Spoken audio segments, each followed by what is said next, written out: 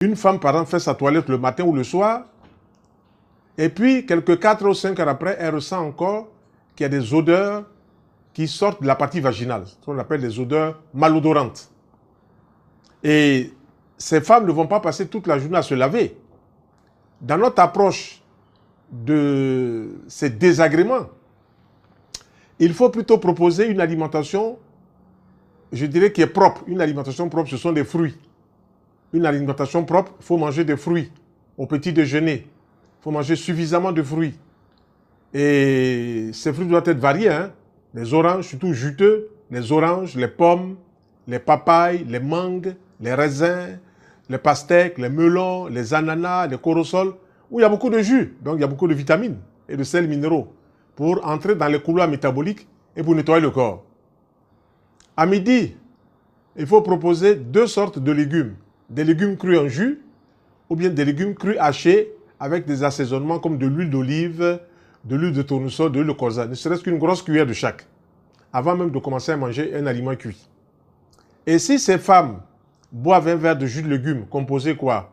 De 3 carottes, 2 concombres, 2 tomates, 2 betteraves rouges, 1 céleri branche et un bouquet de persil, qu'elles vont extraire en jus, elles auront par exemple un verre à midi, avant le repas cuit, un verre, on peut dire vers 16h, puis un verre vers 19h avant le repas cuit.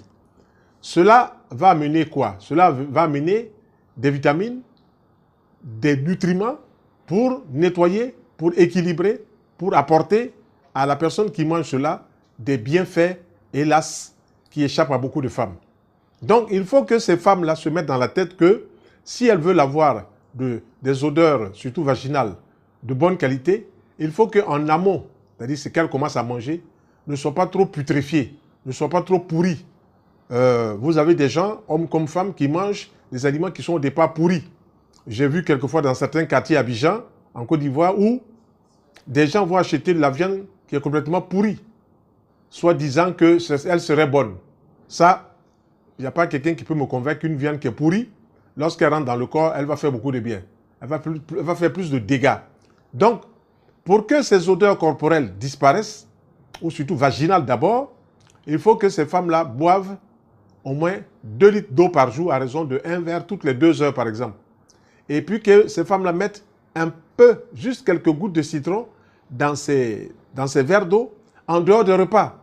Parce que, soit dit en passant, lorsqu'on prend un repas et qu'on met un verre d'eau teinté de citron, on augmente encore la putréfaction.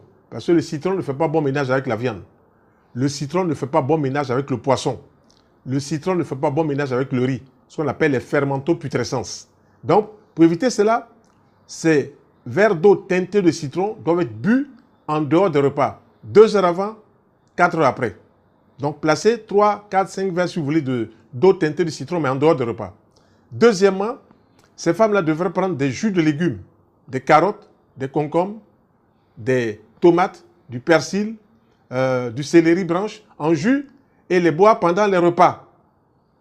Ça atténue un peu toutes ces putréfactions. Parce que c'est les odeurs qui sortent du côté vaginal, les odeurs malodorantes, sont tout simplement le fait des mélanges alimentaires qui ne sont pas homogènes, des mélanges alimentaires qui ne sont pas cohérents, des mélanges alimentaires qui sont hétérogènes. Pourquoi? Parce qu'on fait rentrer plusieurs sortes d'aliments en même temps. Donc une alimentation hétéroclite va provoquer des réactions hétéroclites, tout simplement. Donc il faut travailler dans ce sens-là pour éliminer. Maintenant, localement, ces femmes-là peuvent utiliser quoi? Un verre d'eau tiède le matin puis le soir avec une petite cuillère de vinaigre de cidre qu'elles vont laisser dans l'eau tiède, puis elles vont prendre une poire à lavement. Elles vont pomper cela pour faire une toilette vaginale. Mais pour bien nettoyer, c'est en amont. Il faut manger des aliments qui sont propres et ne pas faire des mélanges incompatibles, comme par exemple manger de la viande et le poisson en même temps. C'est incompatible. Même si on mange, c'est incompatible. Même si on mange par exemple de la banane plantée avec de l'igname, c'est incompatible. Parce que c'est 2 aliments qui ne se digèrent pas de la même façon. Et alors, ironie du comble, c'est qu'il y a des gens qui vont prendre par exemple du riz, qui vont prendre de la tchéké, la semoule de manioc, qui vont prendre de la banane plantée, et puis qui vont mettre du poisson et de la viande, soit disant qu'ils veulent faire une fête. Oui, une fête, ça n'arrive pas tous les jours. Mais on ne peut pas faire la fête tous les jours.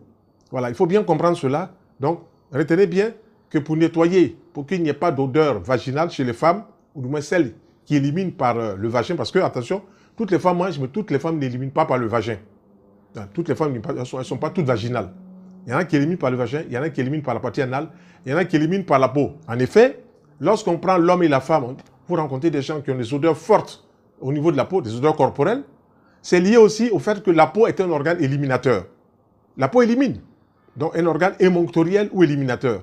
Et si cette peau est un organe éliminateur, il faut aider cette peau à faire son travail plutôt que de mettre beaucoup de parfums pour étouffer ces odeurs. Il faut réformer l'hygiène alimentaire pour les odeurs corporelles. Il faut se laver, bien entendu, mais éliminer tout ce qui peut provoquer.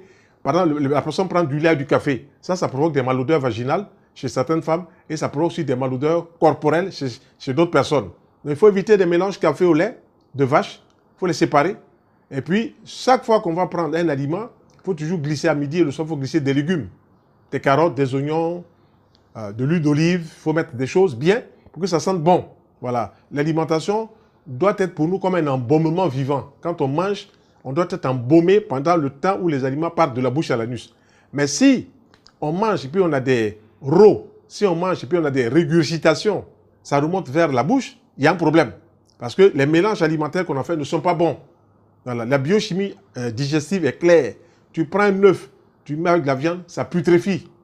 Tu prends un œuf, tu mets du poisson, ça va putréfier davantage. Tu prends un œuf, tu mets du riz, et puis tu mets la viande, ça va encore putréfier. Donc c'est tout ça qui fatigue l'humanité. Et les gens souffrent par méconnaissance des simples lois naturelles pour être en bonne santé.